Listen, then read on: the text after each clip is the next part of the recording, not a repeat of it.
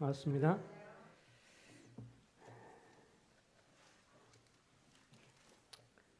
우리가 이 요한일서에 있는 말씀을 통해서 그 성도들의 이 3단계 성장 과정을 살펴보고 있습니다. 지난번에 요한일서의 2장에 나와 있는 말씀이었죠. 2장 12절 말씀, 본문 말씀에 보면 자녀들아 내가 너에게 쓰는 것은 너희 죄가 그의 이름으로 말미암아 사함을 받았으며 12절 그랬고 또 그 14절 아이들아 내가 너에게 쓰는 것은 너희가 아버지를 알았으며 그래서 거듭난 사람이 영적으로 거듭나서 이제 영적 어린아이 초신자가 되었을 때 가장 특징적인 것은 첫 번째는 죄 사함, 죄 용서에 대한 확신을 갖게 된다는 것이고 또 창조주 하나님을 향해서 아버지라고 부를 수 있고 또 기도할 수 있는 그런 그 수준으로 시작이 된다는 것을 살펴봤습니다. 두 번째로 이제 영적으로 건강하고 청년의 특성이 나와 있죠. 청년의 특성을 보면 13절 중반에 보면 청년들아 내가 너에게 쓰는 것은 너희가 악한 자를 이겼습니다. 영적인 청년의 특징은 이 사단의 공격을 알고 있다고 하는 것입니다. 우리가 구원받아서 하나님의 성령을 받은 것이 분명하면 그것이 분명한 것은 동일하게 보이지 않는 더러운 귀신들, 보이지 않게 더러운 귀신들을 통제하는 사단의 역사가 분명하고 마귀의 역사와 방해가 분명하다고 하는 것을 성경은 밝히 말하고 있고 우리의 또 경험을 통해서도 잘 알게 되는 것을 보게 됩니다. 그래서 영적으로 강건한 사람은 영적 전쟁에 있다는 것을 알고요. 그래서 청년들아 내가 너에게 쓰는 것은 너희가 악한 자를 이겼습니다. 그가 영적으로 깨어 있어서 사단과의 싸움에서 참패를 하는 것이 아니고 주님 앞에 강건하게 서서 주님이 능력이고 우리의 승리가 되신 주님을 의지하면서 이기는 삶을 살고 있다. 14절에 보면 14절에 또 다른 특징 하나 나오죠. 14절 중반에 보면 청년들아 다 같이 읽겠습니다. 시작. 청년들아 내가 너에게 쓴 것은 너희가 강하고 하나님 말씀이 너 안에 거하시며 너희가 흉악한 자를 이겼습니다. 영적으로 강건하다라고 말씀을 드렸습니다. 청년, 영적인 청년의 수준은 기질이 강한 것이 아니고 그의 의지가 기질이 강한다기보다는 주님에 대한 신뢰, 그리스도에 대한 신뢰가 굳건해서 때로는 실패하고 넘어질지라도 그리스도 안에서 강건한 사람, 은혜 안에서 강한 사람이 영적으로 청년의 특성을 가지고 있는 사람이다. 또 다른 특성은 하나님의 말씀이 너희 안에 거하시며 하나님의 말씀을 가까이 하고 순종하고 그래야므로 이 사단과의 흉악한 자를 이기는 삶이라고 했습니다. 여기 순례자를 위한 묵상 오늘 기록되어 있는 여기 내용에 보면 묵상 코너에 보면 그 영적 투쟁에 대해서 이렇게 정리한 것이 있는데 한번 보겠습니다. 영적 투쟁에 있어 승리의 비결은 이 아레이 토레이라고 미국의 복음주의 학교죠. 신학교라고 할 수 있는 무디 성경 학교, 지금은 무디 성경 대학이지만 거기에 초대 교장이 이제 아레이 토레이 박사입니다. 이분이 영적 투쟁에 관해서 이렇게 썼습니다. 많은 성도들이 영적 전투에서 실패하는 이유는 그들이 전투할 시기를 기다리기 때문이다. 반면에 다른 성도들이 영적 전투에서 승리하는 이유는 그들은 전투가 시작되기 훨씬 전부터 하나님 앞에 무릎 꿇고 기도하는 일에 승리했기 때문이다. 그래서 영적 전쟁에 있어서 승리할 수 있는 비결은 그냥 막연하게 기다리는 것이 아니라 이미 미리 깨워서 기도로 승리하는 삶을 사는 사람이다. 사랑하는 성도들이여, 사단의 우리를 공격하는 전투를 미리 예상하십시오. 유혹이나 방해가 오기 전에 미리 하나님께 기도로 그것을 아뢰고 간구하십시오. 그렇게 하는 성도들은 반드시 영적 전투에서 승리할 것입니다. 이분이 원래 이제 무디는 초등학교를 잘 이렇게 졸업을 못한 분이었죠. 그리고 구두 닦기를 하던 사람이었습니다. 그래서 구두를 잘 닦아주고 막 이런 거 하면 구두 수선공이었다가 복음을 듣고 이제 전도자가 되어서 다니면서 복음을 전하는데, 그럼에도 불구하고 이분이 이제 이 배움이 부족한 분이니까 설교를 막 하고 막 말씀 전하면서 능력이 나타났지만 이 문법적으로 보면 영문법에 있어서 많이 틀리는 말을 많이 한 거예요. 어느 날 이 사람이 와가지고 한 사람이 끝나자마자 오늘 설교에 감사했는데 좀 당신 설교가 영문법적으로 너무 많이 틀립니다. 그러면서 앞에 이런 문장 막 틀린 걸 지적하니까 그때 유명한 말이 그거였죠. 그렇게 영문법을 잘하시고 탁월하신 분이 왜 복음을 잘 안 전하십니까? 그래서 그분 앞에 할 말이 없어서 그 말에 찔려서 이분은 사실 박사기를 받은 사람이었거든요. 토레 이분은. 그래서 그 다음부터 교자가 되면서 당신 그렇게 재능이 많은데 그러면 내가 가르치는 데서 좀 가르치시오. 복음을 전하고 그러는데 청년들이 많이 오고 말씀 듣는데 가르치시오. 그래서 이제 이 무디 성경학교에 교장으로 초대 교장으로 했던 분인데 주님께 놀랍게 쓰임을 받은 분입니다. 이분이 쓴 책에 보면 영적 이 생활과 이 승리하는 삶과 영적의 기도의 삶을 잘 정리를 해놨는데, 이 승리하는 길은 하나님 말씀을 의지해서 기도하는 것이다라고 하는 것이 이분에 있어서 아주 철칙이에요. 정말 탁월한 이 학자이지만 하나님 앞에 무릎 꿇는 것에 있어서 강한 사람이었습니다.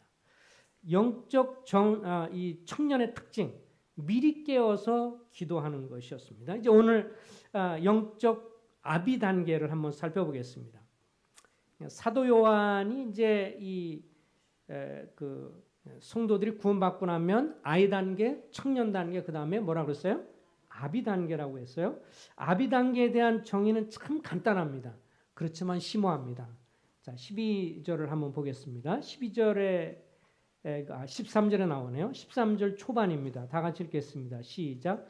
아비들아, 내가 너에게 쓰는 것은 너희가 태초부터 계신 이를 알았으며, 딱 한마디예요. 태초부터 계신 이를 알았다. 그 다음에 또 14절에도 보면 아비들아, 내가 너에게 쓴 것은 너희가 태초부터 계신 이를 알았으며, 이 아이들, 영적으로 어린아이, 영적으로 초신자는 아버지를 알았다고 했지만 그 아비 단계는 태초부터 계신 일, 그를 알고 있다라고 이야기를 하고 있습니다. 그래서 이 아비 단계 특징을 기도하면서 이렇게 세 가지를 한번 정리를 해봤습니다. 첫 번째는 이 아비 단계에 있는 성도는 영적으로 성숙한 사람인데 그들은 태초부터 소유한 하나님의 계획을 아는 사람이다. 태초부터 갖고 계신 하나님의 계획을 알고 있는 사람이다. 사실 성경에 보면 이 태초라는 말이 이제 계속 나오는 것을 볼 수가 있습니다. 이 창세기 1장에도 보면 1장 1절에 뭐라고 나왔죠? 태초에 하나님이 천지 하늘과 땅을 창조했다라고 나와 있고요. 그 다음에 요한복음을 보면 우리 요한복음 1장을 보겠습니다. 요한복음 1장 1절에 보면 태초에 말씀이 계시니라. 이 말씀이 하나님과 함께 계셨으니 이 말씀은 곧 하나님이시라. 그가 태초에 하나님과 함께 계셨고 만물이 그로 말미암아 지은 바 되었으니 지은 것이 하나도 그가 없이는 된 것이 없느니라. 이 사도 요한은 태초라는 정말 옛날 시작부터라는 이 표현을 쓰기를 즐겨 했습니다.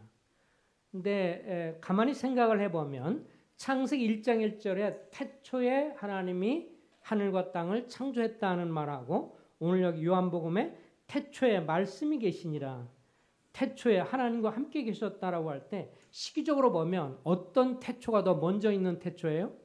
창세기 1장 1절에 태초에 하나님이 하늘과 땅을 창조했다라고 말한 것보다 요한복음 1장 1절에 태초가 더 먼저죠. 그죠? 여기 태초에 말씀 되신 그리스도가 성부 하나님과 함께 있으면서 2절에 태초에 그가 예수 그리스도가 하나님과 함께 계셨고 만물이 그와 함께 계시면서 이 함께 역사되는 분으로, 그래서 잠언 8장에 보면 잠언 8장에도 이런 것이 묘사가 되고 있죠. 잠언 8장을 잠깐 한번 보겠습니다. 잠언에 이 솔로몬이 하나님의 성령의 감동을 받아서 기록을 하면서 22절에 보면 22절 이하에 보면 그 예수 그리스도에 관한 예언적인 선포의 말씀이 있습니다. 여호와께서 그 조화의 시작 곧 태초에 일하시기 전에 나를 가지셨으며, 예수 그리스도를 의미합니다. 만세 전부터 태초부터 땅이 생기기 전부터 내가 세움을 받았으니 아직 바다가 생기지 아니하였고 큰 샘들이 있기 전에 내가 이미 났으며 산이 세워지기 전에 언덕이 생기기 전에 내가 이미 났으니 하나님이 아직 땅도 들도 세상의 진토에 근원도 짓지 아니한 때라. 그러면서 이 온 세상 만물을 창조하기 전부터 그 하나님 아버지와 예수 그리스도와의 사랑의 교제를 이야기를 합니다. 특별히 30절에 보면 30절, 31절 다 같이 읽어볼까요? 시작. 내가 그 곁에 있어서 창조자가 되어 날마다 그의 기뻐하신 바 되었으며 항상 그 앞에서 즐거워하였으며 사람이 거할 땅에 즐거워하며 인자들 기뻐하였느니라. 여기에 이 성자 예수 그리스도께서 아버지 하나님과 함께 있어서 같은 창조자가 되어서 날마다 기뻐하셨고 항상 그 앞에서 즐거워하였으며, 그래서 우리가 사실은 이 성부, 성자, 성령 하나님의 이런 놀라운 사랑의 교제를 우리가 다 이해할 수 없습니다. 그렇죠? 여기 성경에 보면 예수 그리스도가 성부 하나님 앞에서 정말 즐거워하고 기뻐하셨고, 그래서 이미 성경적인 관점에서 보면 이미 온 세상을 창조하기 전에 성부, 성자 그리고 성령이 함께 사랑의 연합 속에서 교제하면서 온 세상을 창조할 어떤 계획을 세우시고, 그리고 인간이 타락하면 그 뒤에 이어질 구원의 계획과 이런 것을 이미 다 하나님의 거룩한 계획 속에서 이미 다 작정하시고 그리스도를 통한 구원과 그리고 나중에 우리를 선택하시고 구원하시고 나중에 주님이 다시 오셔서 그리스도가 죽으시고 다시 오시고 영원한 하나님의 나라에 대한 이런 모든 것을 다 태초부터 계획하고 있었음을 알 수가 있습니다. 그래서 이 태초부터 계시니라고 말할 때 이 말은 정말 의미가 있습니다. 그래서 요한복음에 말하는 것처럼 태초부터 성삼일체 하나님이 교제와 사랑 가운데 있었지만 그런 태초부터 있다가 그 다음에 창세기 1장 1절에 이제 만물을 창조하는 그 시점에서 태초에 세상을 창조하신 것을 볼 수 있습니다. 그래서 이 하나님은 이렇게 태초의 사랑 가운데 교제 가운데 우리를 창조하시고, 그리고 인류의 대표자 아담과 이브가 불순종함으로 인해서 그 타락이 모든 사람에게 죄가 들어와서 우리가 죄 가운데 태어나고 죄의 노예와 그리고 사단의 노예가 될 것도 다 알고 계셨습니다. 그럼에도 불구하고 놀라운 것은 에베소 1장에 나오지만 창세전에 그리스도 안에서 우리를 구원하셔서 또 하나님의 자녀로 삼으려고 이미 계획을 하셨다, 이렇게 말씀을 하고 있죠. 이건 정말 우리 인간으로서는 상상할 수 있는 게 아니에요. 그죠? 우리 세상 만물도 창조하기 전에, 사람들도 창조하기 전에 이미 그리스도 안에서 우리를 구원하려고 이미 작정하시고 예언도 하셨어요. 이게 정말 너무 신비합니다. 조금 더 한 단계 나와서 갈라디아서 1장에서는 뭐라고 말해요? 어머니 모태로부터 우리를 택정하셨다. 여러분과 내가 이렇게 이 세상에 태어나서 그리스도를 믿을 수 있었던 것은 사실 어머니가 우리를 잉태했을 때 그것을 죽지 않고 태어나도록 역사하시는 것도 하나님의 섭리이기 때문에, 그러면서 그 아들 예수 그리스도를 십자가 갈보리에서 구속의 길을 가게 하시고, 그러므로 우리가 이제 스스로 하나님 없이 살다가 스스로 왕이 되어서 내 마음대로 살다가 영원한 죄의 형벌을 받았던 우리가 자기 자신의 죄를 알고 회개해서 예수 그리스도를 믿음으로 구원받음으로 하나님의 자녀가 된다고 하는 것을 태초부터 계시니가 작정하셨고, 그리고 영적 아비의 수준은 이것을 알고 있다고 하는 것입니다. 그리고 주님이 승천하시고 성령을 보내주셔서 교회가 탄생을 했고, 오늘날 교회의 머리 되신 주님이 이 세상을 운영하고 있고, 지금이 은혜의 때요 성령의 시대인 것을 알고 있습니다. 하나님의 성령의 역사가 아니면 사실 많은 부분에서 주님 믿는 것이 불가능하고, 여러분과 내가 신앙생활하는 데 있어서 정말 불가능할 것입니다. 하나님의 성령께서 순간순간 우리를 붙드시고 도우시고, 또 어떤 방해 공작 유혹들을 또 제거하시거나 도와주시고, 천사들을 통해서 그런 일이 있기 때문에 그렇지. 그래서 이 그리스도께서 재림하실 때 성령께서 막는 그 성령께서 이제 올라가시면 이 세상은 정말 무법천지와 역사 있을 것입니다. 오늘날 이 세상에 많은 죄가 있지만 또 죄가 때가 되면 드러나게 하시는 것도 성령의 역사이시죠. 이제 주님이 다시 재림해서 오실 것이고, 재림에 오셔서 7년의 환란의 기간의 통치가 있고, 그 다음에 공의로운 천년왕국이 있고, 그리고 이후에 새하늘과 새 땅으로 믿는 자를 들여서 영원한 복락을 누리게 할 하나님의 태초부터 갖고 계신 하나님의 계획, 하나님의 경륜, 하나님이 계획하시고 운영하는 것을 알고 있는 것이 아비 단계입니다. 두 번째 아비 단계는 이 하나님의 놀라운 사역을 경험한 사람이다, 이렇게 말할 수 있습니다. 아비 단계에 있는 사람은 하나님이 행하시는, 주님이 행하시는 놀라운 사역을 경험을 통해서 안 사람이다.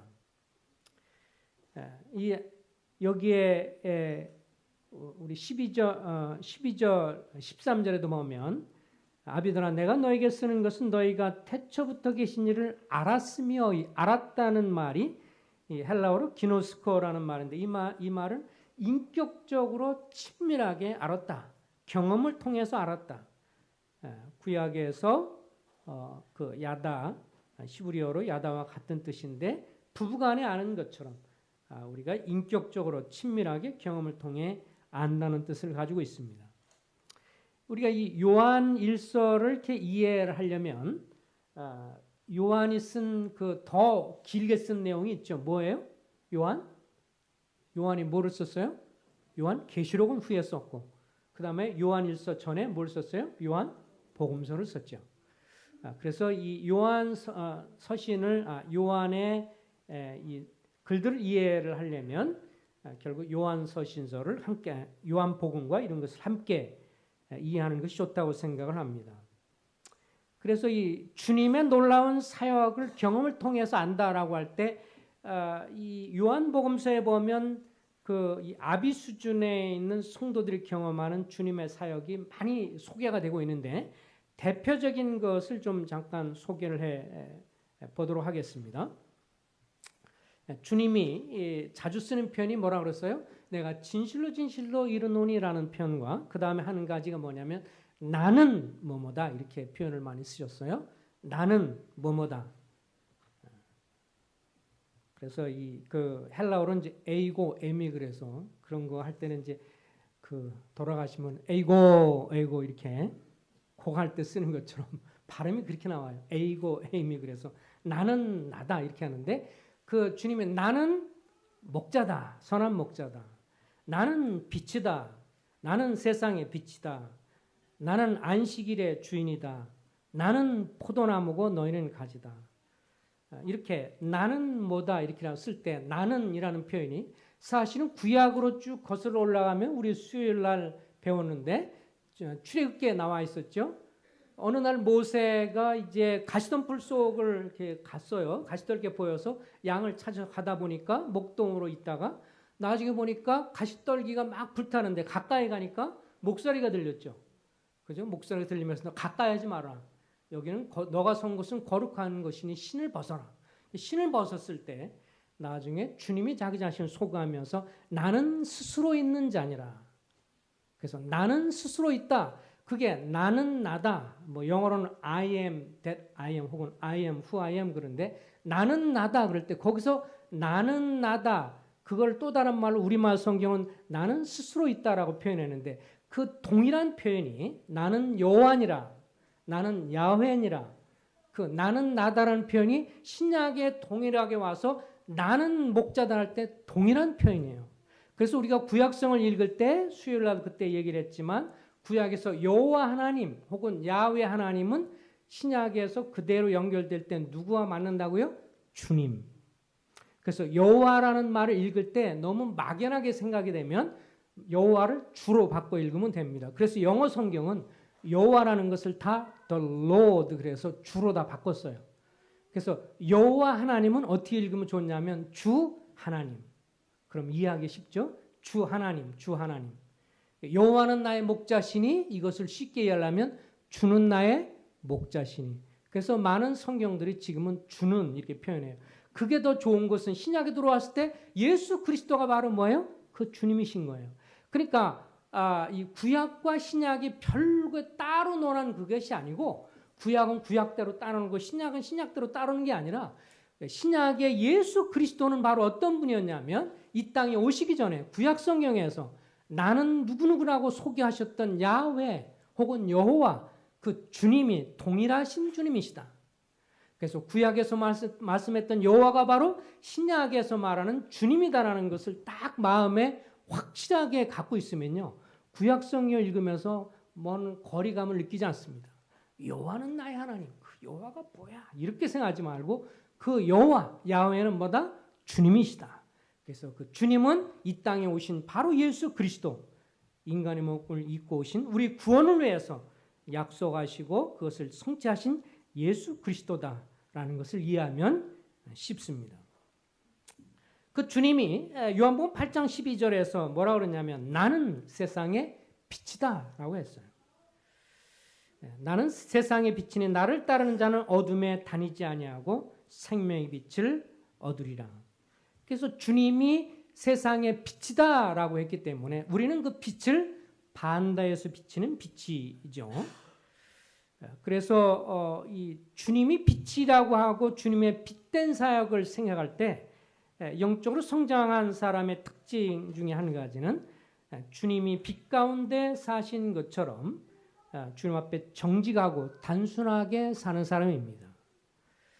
그래서 영적으로 아비 단계에 있는 사람은 사람 앞에 보여주려고 살려고 하지 않고요. 주님 앞에서 빛 가운데 사는 사람입니다. 그래서 사람 앞에서나 혼자 있을 때나 그리고 사람들 앞에서 교회 앞에서 개인 가정의 삶에 있어서 같은 사람. 그래서 겉과 속이 다른 사람이 아니라 같은 사람. 자녀들이 가장 부모한테 상처받는 것 중에 한 가지가 뭐냐면 예배당에 있을 때와 집에 있을 때가 다르다. 저는 다른 데 가서 이제 뭐 자녀 양육 세미나 하면서 들었던 것 중에서 아들이 제일 실망스러운 거는 예배당에 계셨을 때 엄마 아빠의 모습하고 집에 있을 때 하고 너무 달라서 이러면 이제 충격이 된다는 거죠. 이것은 참 안타까운 일입니다. 그래서는 안 되는 거죠. 주님이 빛 대신 주님이기 때문에 빛 가운데서 정직하게 단순하게 사람 앞에 있을 때나 보지 않을 때나 가정에서나 교회에서나 동일한 삶.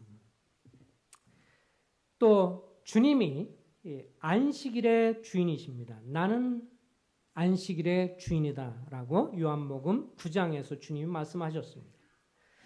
영적 아비는요, 주님을 통해서 자기의 영혼의 안식을 찾은 사람입니다. 그렇죠? 그래서 주님이 구약의 모든 안식일의 주인이 되신 주님이고 안식일을 만드신 것이 오늘날 우리로 하여금 참된 안식을 경험하도록 한 거기 때문에 영적 아비는 주님을 통해서 영혼의 안식을 찾은 사람입니다.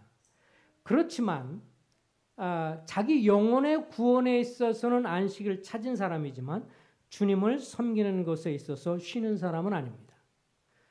어떤 분은 이런 분 있죠. 주님 믿고 구원받고 하나님의 안식을 얻어서 이제 구원받았으니 나는 어찌하든 이제 천국은 간다. 그러므로 다른 사람에게 복음을 전하거나 섬기는 일에 별 관심을 안 갖고 나는 어쨌든 구원받았다. 영적으로 장성한 사람은 그렇지 않습니다. 영적으로 장성한 사람, 성장해 가는 사람은 자기 영혼의 안식은 경험한 사람이지만 그러나 하나님 나라를 위해서 사람들을 섬기고 복음을 전하고 섬기는 것은 계속 힘을 쓰는 사람입니다. 주님이 이 땅에 계실 때 아버지께서 지금까지 일하니 나도 일한다라고 했는데 우리도 그런 자세가 필요합니다. 제가 90년도에 이제 90년도 4월로 기억하는데 직장 생활 하다가 이제 그때 교회가 시작되고 나서 몇 개월 지난 다음에 전임 사역으로 주님이 이제 부르셨어요. 근데 이제 그때 그 전임 사역을 시작을 하게 되면서 가까운 데에 있는 이제 송림 고등학교에서 거기에 있는 형제님이 이제 연락이 왔어요. 그 교사로는 그때 김남모 형제님이 이제 거기에 윤리교사로 있었는데 어떻게 소식을 알아듣고 저에게 와서 그 학생들을 좀 가르치는데 성경 가르치는 것을 와서 가르쳐달라 그렇게 얘기를 하더라고요. 근데 저는 이제 그때 이 주님 앞에 결단이 뭐였냐면 내가 온 정성과 뜻과 모임 다 힘을 다해서 교회 성도들을 복음을 전하고 말씀 전하면서 교회 성도를 내가 섬기리라.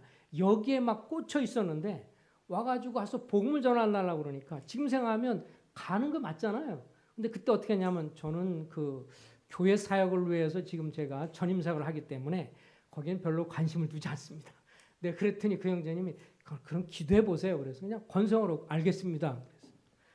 그래서 근데 별로 관심이 없었어요. 학교에 대해서. 근데 그 다음날 다시 전화가 왔어요. 기도해 보셨습니까? 기도 안 했는데요. 기도 꼭 해보십시오. 그러니 자꾸 이렇게 전화가 몇 번 오니까 되게 성기하시더라고요. 이제 좀 짜증도 나고 나는 뭐 여기 교회에 집중하겠다는데 왜 나보고 자꾸 학교의 일에 뭘 어쩌고 막 그래. 근데 어느 날 영문 9장을 보는데 그 말씀이 있었어요. 주님이 그렇게 말하더라고요. 아직 낮일 동안에 일어나. 밤이 오려니 그때는 일하지 못하리는 낮일 때 일어나. 딱 보는데 그걸 통해 성령께서 그러면 너 지금 낮인데 복음 전할 좋은 기회인데 뭔 넌 딴짓하고 있어. 빨리 가서 하라고 그래. 이게 성령 있는 동안에 딱 양심이 가책되면서 너 일할 때인데 뭐해? 전화 와서 가겠습니다. 그래서 가가지고 학생들한테 복음 전할 수 있는 좋은 계기였죠. 뭐 어쨌든 좋더라고요. 들어가 보니까. 제가 출석 체크 딱 하고요. 그때 반의 아들이 한 7, 8반 정도 되는데 그 시간에는 들어가서 처음에 딱 들어가서 창조냐 친하냐. 그래서 나중에 잘 안 듣고 그럼 일어서 뒤에 서 있어. 출석 체크를 내가 다 하니까요. 이거 그냥 내가 그냥 그 1시간 동안은 마음대로 복음 전할 수 있는 거예요. 근데 제가 엉뚱하게 그 생각을 안 했던 걸 생각합니다. 자기 영혼에 대해서는 쉬지만 복음 전하는 것을 향해서 그리고 다른 사람 섬기는 걸 향해서 영적으로 성장한 사람은 쉬지 않고 일하려고 하는 사람이죠. 왜냐하면 주님이 요한 이 뒤에 보면 나는 양의 목자다라고도 말씀하셨고 그 다음에 요한복음 21장 15절에 보면 양들의 목자장이라고 말씀했기 때문에 베드로를 향해서 그랬잖아요. 내가 나를 사랑하느냐? 예, 사랑합니다. 그러니까 내 양을 먹이라. 내 양을 치라. 이렇게 말을 하셨기 때문에 주님의 마음을 알고 주님의 사역을 알기 때문에 그래서 복음을 전하거나 어쨌든 한 사람이라도 복음을 전하거나 다른 사람을 섬기려고 하는 일에 있어서 열심을 내는 것이 영적 아비의 수준의 이런 사람이라고 생각할 수 있습니다.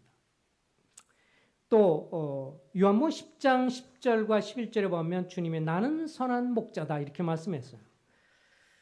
이 아비 단계의 성도들은 이 선한 목자의 길을 인도하는 것을 알고 있기 때문에 주님을 끝까지 주목해서 나가는 사람입니다. 그 시편 23편에 보면 주는 나의 목자시니 내게 부족함이 없으리로다. 그가 나를 푸른 초장에 누이시며 쉴 만한 물가로 인도하시는도다. 그리고 자기 이름을 위하여 의의 길로 인도하고 그리고 내가 사망의 음침한 골짜기로 다닐지라도 해를 두려워하지 않을 것은 주께서 나와 함께 하심이라. 주의 막대기와 지팡이가 나를 안위하시나이다. 내 원수의 목전에서 내게 상을 베푸시고 기름으로 내 머리에 부으셨으니 내 잔이 넘치나이다. 거기 보면 내가 사망의 음침한 골짜기로 다닐지라도 해를 두려워하지 않는다 그랬죠. 이 사망의 음침한 골짜기, 이건 죽음의 골짜기예요. 다시 말하면 우리가 신앙생활하면서 어떤 때는 정말 죽게 생겼구나, 정말 내가 이제 망하는 것 같구나, 이렇게 될 수가 있을까? 하나님 왜 이렇게 허락할까? 이렇게 낙심되고 좌절되고 실망하는 순간일지라도 영적으로 성장한 사람은 주님이 선하신 목자인 것을 믿는 사람입니다. 지금 당장은 주님이 선해 보이지 않고 지금 당장은 내 삶이 좋게 잘 해결되지 않고 정말 절망적이고 실망스러운 것 같지만 그러할지라도 주님은 어떤 분인 것을 믿어요? 주님은 선한 분이시다. 주님은 선한 분이시다. 이것을 믿는 사람입니다. 그런 사람은 삶에 불행이 닥쳐와도 좌절해서 주님을 떠나지 않고 사업이 실패한다고 해서 절망하고 뒤로 물러나지 않고 그리고 삶의 고통과 괴로움이 온다 할지라도 그것을 어렵지만 그것을 감당하면서 그럼에도 불구하고 주님이 선하신 분이요 선한 목자라고 하는 것을 믿는 사람입니다. 에레미야 3장 33절에 보면 인생으로 고생하게 하시며 근심하게 하심이 하나님의 본심이 아니다. 이런 말씀이 있습니다. 하나님의 본심을 우리가 이해해야 합니다. 우리의 삶에 당장 뭐가 안 좋게 보여도 하나님의 본심은요. 인생으로 고생하게 하시며 근심하게 하심이 하나님의 본심이 아니다. 에레미야 3장 33절에 그렇게 기록이 되고 있습니다. 그 하나님은 우리가 당장 어렵게 보고 힘들게 보이지만 그렇다고 해서 그것이 나를 정말 해롭게 하려고 나를 고통을 줘서 나를 괴롭게 할 목적이 아니라는 거죠. 무슨 목적이에요? 나를 하금 변화시키고 주님의 형상을 주님의 형상으로 바뀌도록 주님과 더 친밀하게 살도록 그리고 주님의 풍요를 누리도록 그렇게 빚어가는 과정으로서 나를 이끌어가는 거지 당장 나에게 고통과 괴로움을 주었다고 해서 주님이 나를 정말 괴롭게 할 그럴 본심을 갖고 계시는 것은 아니라는 것. 이것이 하나님의 선하심입니다. 주님을 경외하고 섬기는 사람은 이것을 믿죠. 요한복음 15장 1절 4절에 보면 주님은 포도나무시다. 나는 포도나무다. 이렇게 말씀을 하셨어요.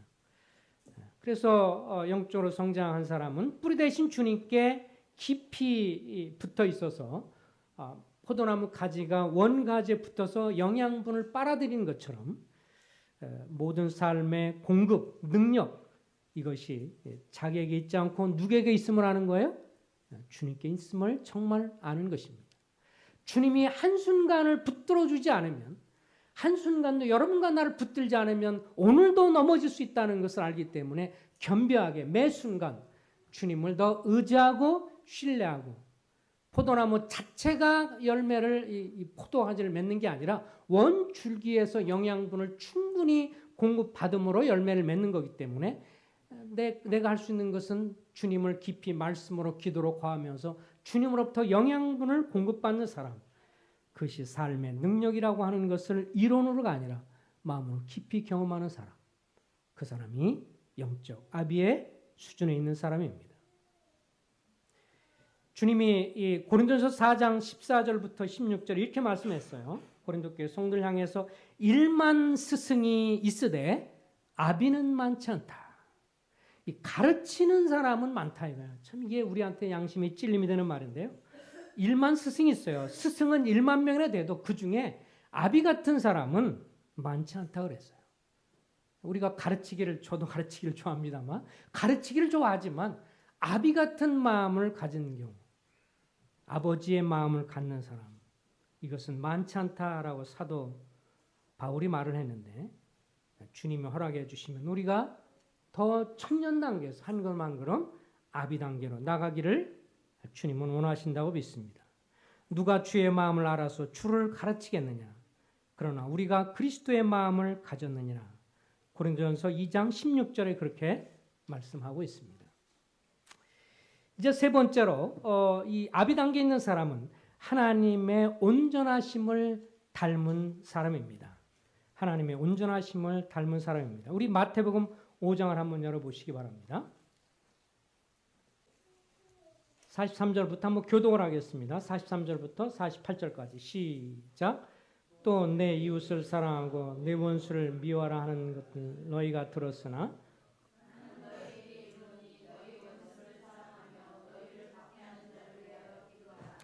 이같이 한즉 하늘에 계신 너희 아버지의 아들이 되리니 이는 하나님이 그 해를 악인과 선인에게 비추시며 비를 의로운 자와 불의한 자에게 내려주심이라.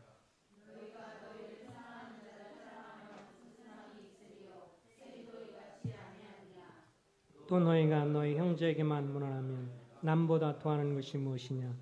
이방인들도 이같지 아니하느냐?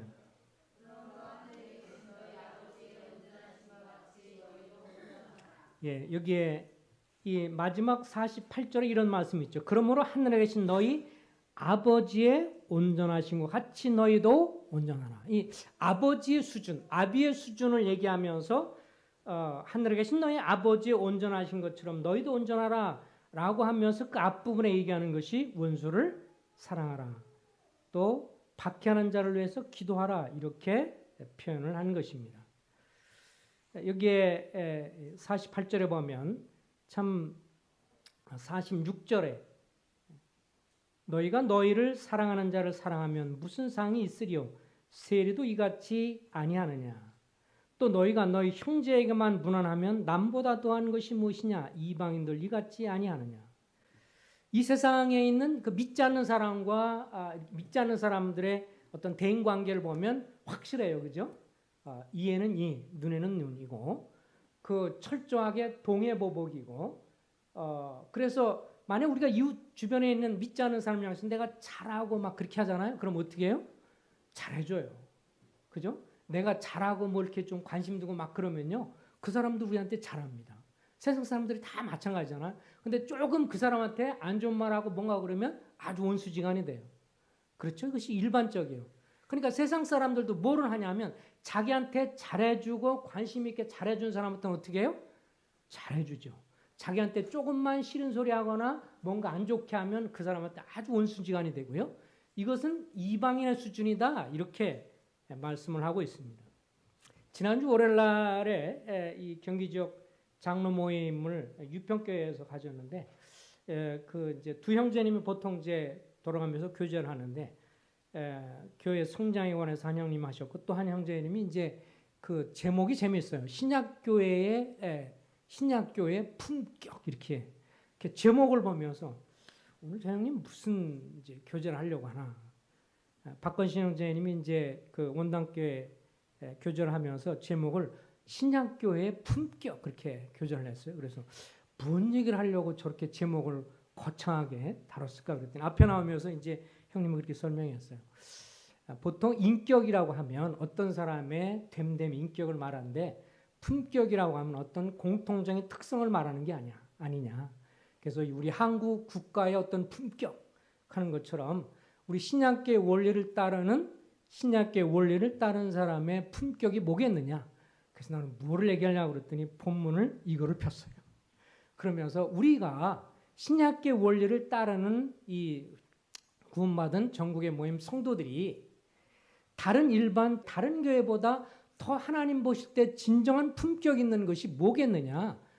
그건 우리가 뭐 대단한 뭔가를 해서가 아니라 정말 서로 사랑하는 것이다. 그 사랑하는 것이 성도들 간의 사랑이 잘 될 때 그것이야말로 진정으로 다른 일반 교회와 다른 그런 면에서 정말 품격을 갖고 있는 것이 아니냐라고 말을 했을 때 참 다 그 말을 들으면서 장로 형제님들이 다 고개를 끄덕이면서 참 감동되고 도전도 되고 그런 것을 듣는 시간이 되었습니다. 오늘 여기에 그런 말씀을 분명히 했죠. 너희 아버지의 온전하신 같이 너희도 온전하라. 하나님은 45절에 보면 악인과 선인에게 해를 비추시는 분이고 비를 의로운 자와 불의한 자에게 내려주시는 분이다. 우리 같으면 나한테 잘해주는 사람한테는 복이 있고 나에게 섭섭하게 하거나 나에게 상처를 주거나 뭐 그런 사람한테 나를 대적하는 사람에는 비가 안 왔으면 좋겠다 이렇게 생각하지만 주님은 악인이나 선이나 동일하게 해를 비춰주시고 비를 의로운 자나 불의하는 자까지도 비를 내려주시는 그런 자비의 하나님이기 때문에 그러면서 그 형님이 이제 박님이 그런 얘기했어요. 사랑은 선대하는 것이다. 보면 선대한다. 선대하는 것이다. 그래서 우리도 이 주님의 영적으로 성장한 사람의 수준이 뭘까? 오늘 여기에 본문으로 돌아가면 한번 우리 본문을 가겠습니다. 요한일서 4장으로 가겠습니다. 요한일서 4장 10절에 보면 요한일서 4장 10절입니다. 사랑은 여기 있으니 우리가 하나님을 사랑한 것이 아니요 하나님이 우리를 사랑하사 우리 죄를 속하기 위하여 화목제로 그 아들을 보내셨습니다. 사랑하는 자들아 하나님이 이같이 우리를 사랑하셨은즉 우리도 서로 사랑하는 것이 마땅하도다. 어느 때나 하나님을 본 사람이 없을 때 만일 우리가 서로 사랑하면 하나님 우리 안에 거하시고 그의 사랑이 우리 안에서 온전히 이루어지느니라. 그러니까 주님이 이 사도 바울을 이렇게 성질 급하고 우리의 아들이라고 불같은 사람을 빚으셔서 영적 아비로 훌륭하게 주님을 닮은 사람으로 변화되었을 때 요한일서에서 가장 많이 나오는 단어가 사랑이거든요. 사랑입니다. 근데 그 사랑은 나한테 잘해주는 사람만 사랑하는 게 아니라 나를 대적하거나 나를 상처 주거나 나를 어렵게 해준 그 원수 같은 원수님을 향해서도 사랑하고 그에게 이 사랑을 베풀고 또 그를 위해서 축복 기도해주는 복을 빌어주는 그것이 바로 진정한 사랑인 것을 사도 요한은 강조를 하고 있습니다. 사랑하는 자들아 하나님이 이같이 우리를 사랑했으니 우리 서로 사랑하는 것이 마땅하다. 이게 아비의 수준입니다. 3장 앞부분에 좀 넘어가도 3장 15절도 마찬가지입니다. 3장 15절에 보면 13절부터 보겠죠. 13절입니다. 형제들아 세상이 너희를 미워하여도 이상히 여기지 말라. 우리는 형제를 사랑함으로 사망으로 옮겨 생명으로 들어간 줄을 알거니와 사랑하지 아니하는 자는 사망에 머물러 있느니라. 이게 참 정말 너무도 심하고 깊이 있는 말씀이에요. 사실 성경적 입장에 보면 그리스도를 믿음으로 말미암아 사망에서 생명으로 옮겼다고 바로 사도 요한이 앞부분 요한복음서에서는 요한복음 5장 24절에서 그리스도를 믿음으로 사망에서 생명으로 옮겼느니라는 말을 썼는데 여기는 뭐라고 썼냐면 우리는 형제를 사랑함으로 어떻게 해요? 사망에서 옮겨 생명으로 들어간 줄을 알거니와. 그러니까 정말 주님을 사랑하고 주님을 믿는 사람은 주님의 사랑을 받아서 다른 사람을 사랑하는 사람이라고까지 말하고 있는 것입니다. 그러면서 15절에 이렇게 말하죠. 그 형제를 미워하는 자마다 살인하는 자니 살인하는 자마다 영생이 그 속에 거하지 아니하는 것을 너희가 아는 바라. 우리가 영생에 대해서 같이 상고하고 배웠습니다. 영생의 그리스도를 통해서 영원한 지옥의 형벌에서 하나님의 나라에 들어가는 것이 하나님의 생명을 얻는 것이 영생의 첫 번째 의미라면 두 번째는 그리스도와 교제하고 그분을 닮아가는 것이고 그 다음에 영원한 나라의 영광을 누리는 것이라고 말씀을 드렸습니다.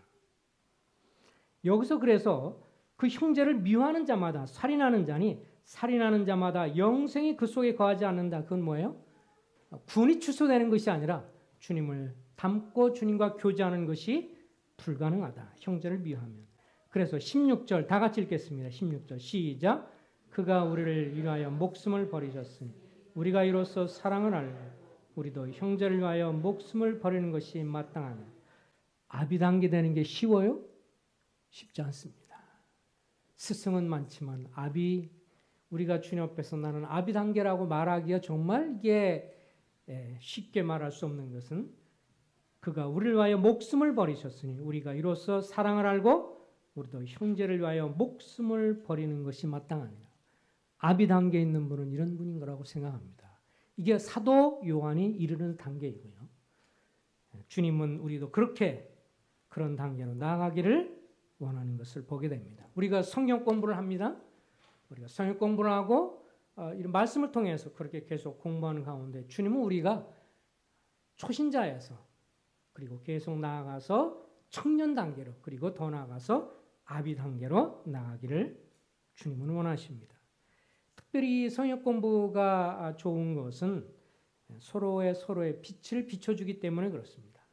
혼자 성역 공부하는 것도 굉장히 유익하지만 서로 속으로 모여서 삶을 나누고 나는 이렇게 생각하고 이걸 통해서 교훈도 받고 그러면 서로가 나눔에 나올 때 그런 것이 서로 지체 가운데 역사되어서 그냥 일방적으로 주일에 이렇게 가르치는 것이 아니라 서로 그룹을 통해서 주일 오후에 이렇게 서로 돌아가면서 나눔을 통해서 더 빛을 덮게 되고 또 비춰지게 되면서 그 말씀을 통해 도전도 받고 그러면서 서로를 빚어가면서 우리가 초신자에서 청년 단계로 아비 단계로 계속해서 나가기를 주님은 기뻐하시는 것을 보게 됩니다. 우리가 멈춰서는 안 됩니다. 주님 오실 그날까지 내가 죄사함과 성령의 확신을 갖고 죄사함과 아버지 하나님을 아버지로 부르는 초신자 단계라면 그 다음에 청년 단계를 향해서 성장해 나가야 하고요. 그러면서 하나님 말씀을 가까이 하고 순종하고 사단과 영적 싸움에 승리하는 청년 단계로 나아가면서 바라기는 계속해서 아비 단계로 나아가면서 주님이 어떤 분인지 하나님의 사역과 성품을 체험하고 경험하면서 아버지의 마음을 알아서 내가 삶 속에 일어난 일들을 향해서 아버지의 마음으로 행하는 것입니다. 다른 사람을 대할 때나 복음을 전할 때나 성도를 대할 때나 아버지의 마음으로 내 자식을 대하는 마음으로 그렇게 대할 때 주님이 계속해서 역사하시고 우리의 성장을 기뻐하시고 영광을 받으시라고 믿습니다. 기도하겠습니다. 아버지 하나님, 저희가 영적인 어린이 단계에 머물지 않게 하시고 주님이 아버지 하나님을 믿고 그리고 이제 죄사함을 받았으라면 우리가 영적인 싸움을 하는 청년의 삶으로 나아갈 수 있도록 복주시기를 원하옵나이다.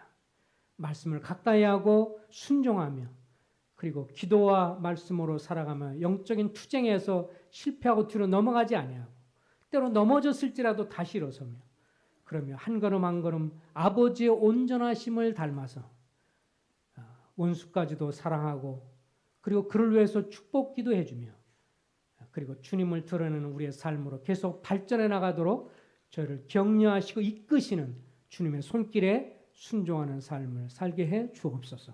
예수 그리스도 이름으로 당하며 기도합나이다. 아멘.